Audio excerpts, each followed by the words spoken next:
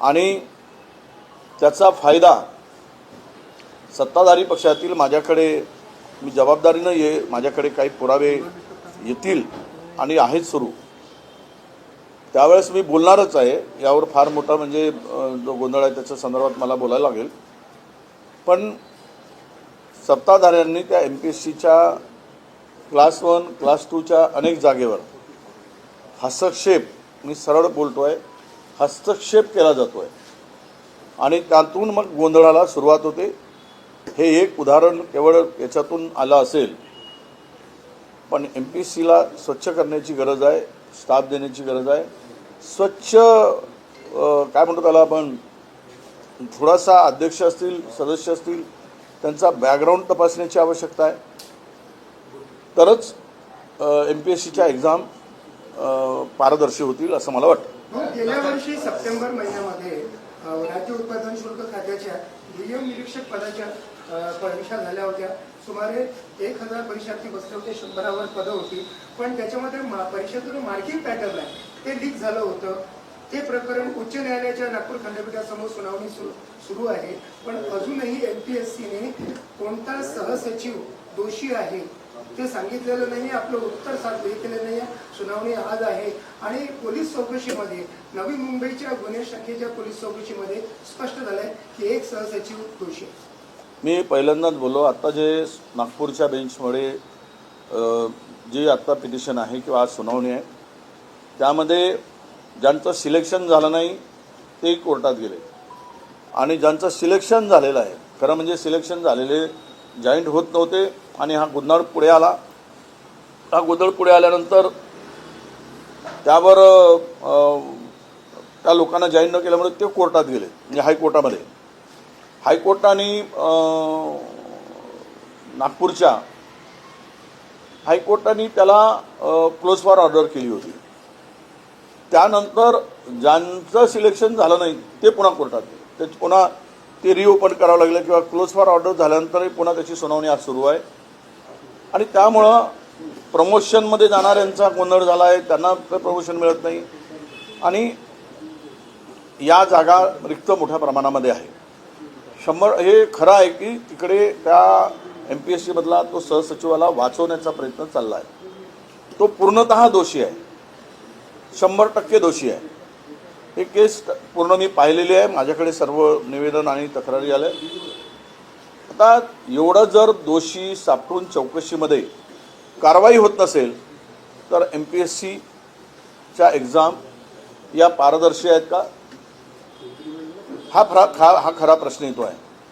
त्यामुळं माझी पुन्हा तीच भूमिका आहे की MPSCमध्ये सावळा गोंधळ स्वच्छ करण्याची गरज आहे, नाहीतर या पेपर लीकच्या घटना वाढतील आणि तरुणांचा प्रचंड मोठा उद्रेक या राज्यामध्ये स्फोटक परिस्थिती निर्माण होईल, अशा प्रकारचं वातावरण होईल। सरकारनं वेळेत सावरलं पाहिजे आणि हा गोंधळ दूर केला पाहिजे, दोषी असलेल्यावर कारवाई केली पाहिजे। चंद्रपूरलाही आता मोठं एक रॅकेट सापडलाय आणि विद्यापीठांच्या बोगस डिग्री आणि पेपर सुद्धा सापडले, सगळ्या घडामोडी घडल्या। गुन्हा दाखल झाला, त्यामध्ये बोगस सर्टिफिकेट दिले जात होते, 10 लाख डिग्री दिले जात होते। चंद्रपुरातच काय, पुण्यात झालं,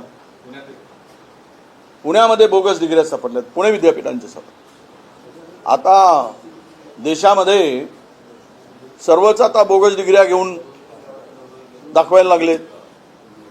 त्यामुळं या राज्यात आता शिक्षण व्यवस्थाच पूर्णतः एज्युकेशन सिस्टमच पूर्ण करप्ट झाली आहे, भ्रष्ट झाली आहे आणि ह्या भ्रष्ट झाल्यामुळे लोकांची हिंमत वाढत चालली आहे। बोगस डिग्र्या देणं, बोगस डिग्र्या मिळवणं, हे रॅकेट असे बाहेर येत आहेत। सरकार म्हणून धाक राहिलंच नाही, त्यामुळं आज डिग्र्या विकतायत, उद्या माणसं विकले जातील, नाहीतरी तरुणींचा लिलाव केलाच जातोय, त्याही घटना पुढे आल्या। जबाबदारी कुणाची आहे? ज्या खुर्चीवर बसलेल्यांची जबाबदारी आहे, ते राज्य सरकार असेल की केंद्र सरकार असेल। दुर्दैवानं या घटना घडत असताना पोरांच्या भविष्याशी कसा खेळ केला जातोय। पुण्यामध्ये सुद्धा ज्योतिषशास्त्र अभ्यासक्रम आला आहे युनिव्हर्सिटीमध्ये, गोंडवाना युनिव्हर्सिटीमध्ये आणलेला आहे। म्हणजे बेरोजगारांची पुन्हा नव्यानं फौज उभी करायचा आणि त्यांना देशोधडीला लावायचं सरकारने ठरवलं आहे काय, या युनिव्हर्सिटीने ठरवलं आहे काय, विद्यापीठाने ठरवलं काय, असा एकूण प्रश्न आता महाराष्ट्राच्या पुढे उभा आहे. आदिवासी विद्यार्थी 15 दिवसांपासून आंदोलन करतायत राज्यात विविध ठिकाणी अगदी तोडगा मिळालेला आहे. आदिवासी विद्यार्थ्यांच्या संदर्भात तोडगा तो जी आर रद्द केला, पण खूप पुन्हा काही मागण्या त्या विद्यार्थ्यांच्या आहेत. निर्दयी सरकार आहे, यांना काय कोण उपाशी केलं काय, उपवास केलं काय, कोणीतरी गेला काय सत्ताधारी पक्षातला माणूस त्या मंडळाला जाऊन दे, चर्चा केली जाऊन मंडपात. पूर्वी तर आमचं सरकार होतं तर धावून धावून जायचे, आम्ही पण जात होतो ना, आम्ही भेटायला जात होतो, ऐकून घेत होतो. आता ऐकण्याचीच मानसिकता या सरकारची नाही आणि यांना प्रश्न ऐकून यांना प्रश्न लोकांनी विचारणं सहन होत नाही. प्रश्न निर्माण झालेले प्रश्नावर सोडवण्यासाठी यांच्यामध्ये हिंमत नाही आणि म्हणून आदिवासी विद्यार्थ्यांना वाऱ्यावर सोडले आहे. गेले 20-22 दिवस झाले ते जंतर मंतरमध्ये तसंच झालं. पुन्हा हे विद्यार्थी उद्या रस्त्यावर येतील. आता तर हे केवळ उपोषण करतायत, मग पुन्हा म्हणतील की तरुणाच्या उद्रेकाला झोडपून काढायचं काम होईल, पुन्हा बॅलेटनी गोळ्या झाडतील. पण आत्ताच आहे ती परिस्थितीतून मार्ग काढून आदिवासी विभागाचा बजेट हा कुठे चालला आहे. मागच्या वर्षी 29% खर्च झाला फक्त. जे बजेट आहे त्या बजेटच्या 29% खर्च होत असेल तर उर्वरित पैसा आदिवासींचा समाजाचा हक्काचा पैसा जो घटनात्मक तरतूद आहे ती तरतूद दुसरीकडे वळवण्याचा अधिकार सरकारला आहे का. आणि मग ह्यांचे प्रश्न आल्यावर यावर पैसे नाहीत किंवा नवीन अटी शर्ती लावायच्यात, वयाच्या मर्यादा लावायचे. आता स्नेक बाईटनी आदिवासी भागामध्ये मोठ्या प्रमाणामध्ये लोकांची मृत्यू होतो, विद्यार्थ्यांचा होतो. दरवर्षी साधारणतः 2000 लोक आदिवासी विभागाचे दरवर्षी आदिवासी विद्यार्थी आणि जनता आदिवासी समाज 2000 लोकांचा स्नेक बाईटने मृत्यू होतो. मग तुम्ही काय करताय. त्यांना नाही होत तुमच्यानं देणं तर इन्शुरन्स करून घ्या त्यांचा. आफ्टर डेथ त्यांना किमान 1 कोटी रुपये 50 लाख रुपये तरी मिळतील. सरकारने पैसे भरायला काय झालं 150 कोटी रुपये दर वर्षाला खर्च करायला. पण ते करू शकत नाहीत कारण आणि यांना हा पैसा दुसरीकडे वळवून लाडकी बहीण, समृद्धी, इन्फ्रास्ट्रक्चर, इरिगेशन इकडे वळवून आदिवासी लोकांना वाऱ्यावर सोडायचं आहे. म्हणूनच याकडे त्यांचं दुर्लक्ष आहे. झिरवळ यांनी या आंदोलनावर टीका केलेली आहे. झिरवळ यांनी म्हटलेलं की खाऊन पिऊन आंदोलन करा, मी देखील खाऊन पिऊन आंदोलन करतो. नाही, झिरवाड खाऊन पिऊन आंदोलन करा म्हणत असतील तर त्यांना आंदोलनाचं महत्त्व, लोकशाहीचं महत्त्व झिरवाळला खूप कळते याचा त्याचा अर्थ होतो. कारण झिरवाळजी खाऊन पिऊनच सगळं काम करतात.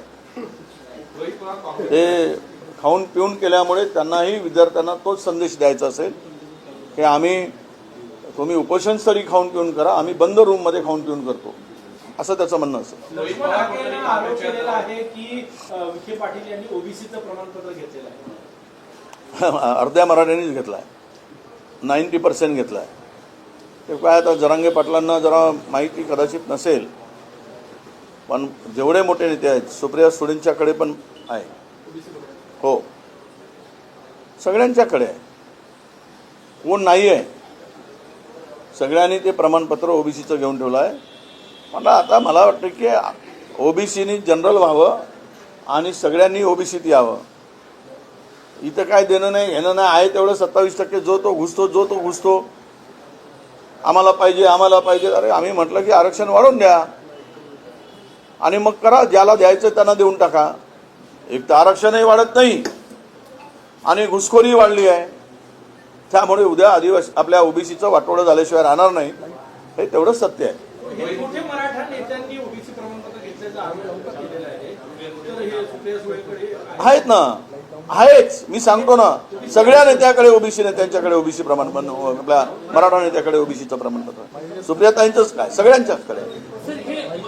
कदाचित पवार साहेबाकडे आहे की मला माहित नाही, मी बोलू शकत नाही. जरांगेंचं आंदोलन सुरू झाल्यानंतर हे प्रमाणपत्र घेतले की हे आता काय आंदोलन झाल्यावर घेतलंय की पण प्रमाणपत्र आहे. चला,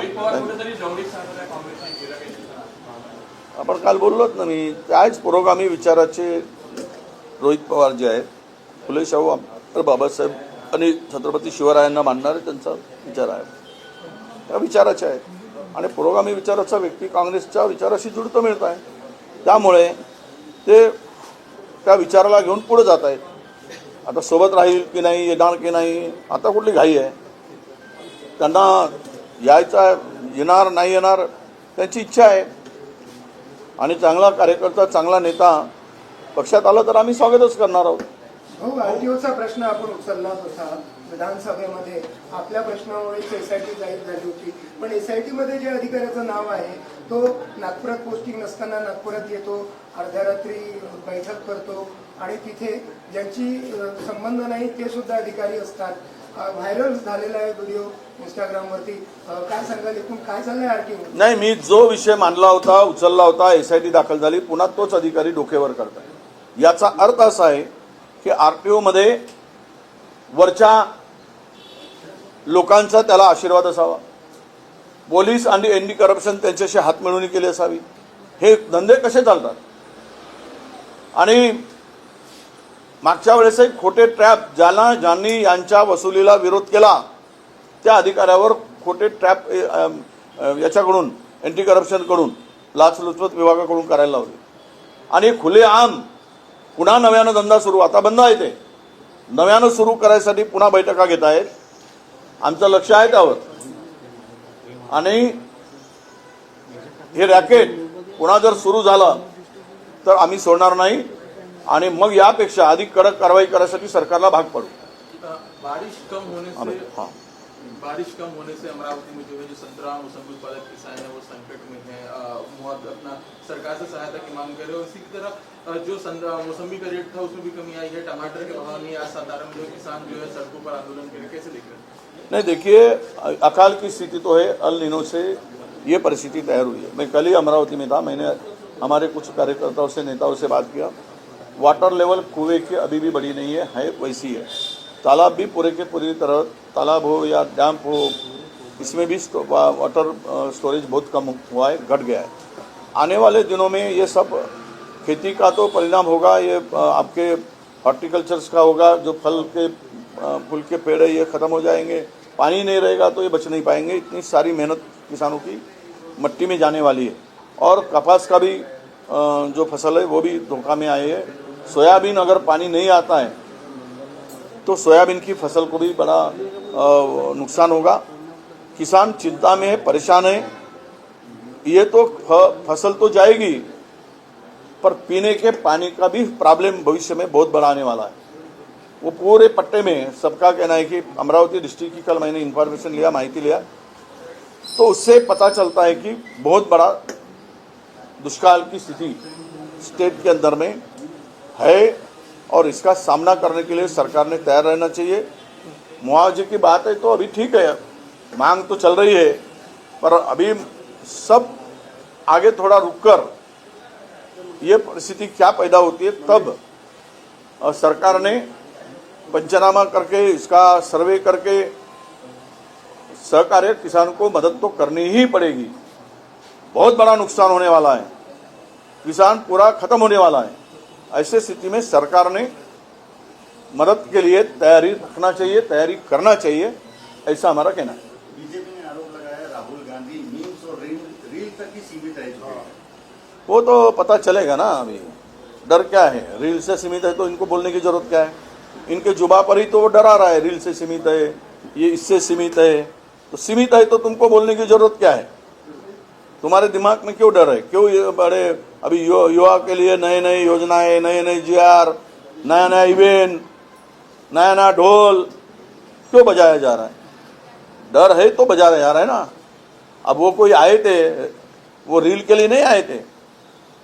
कौन है राहुल बोलने वालों को? बच्चे सब युवा राहुल राहुल करके आवाज लगाते हैं एक साथ में 30-40 हजार. तो इससे सबक मिलनी सीखनी चाहिए.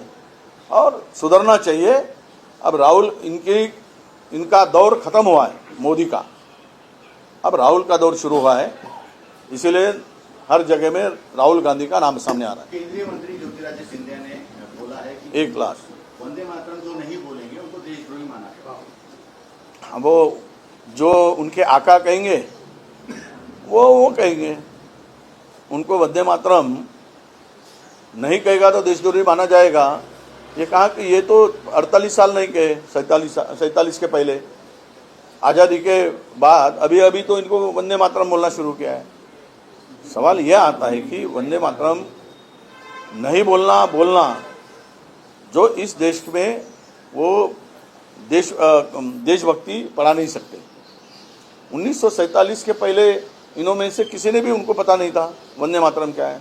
अब सत्ता में आसीन क्या बोलते वो डुप्लीकेट देशप्रेमी होते हैं ना, उनको ये सब दिखावा करना पड़ता है। ओरिजिनल देशभक्तों को ये दिखाने की जरूरत नहीं है। ये दिखावा करने की आवश्यकता जो देश के आज़ादी के वक्त अंग्रेजों के साथ में थे, उनको ये दिखावे की आवश्यकता है।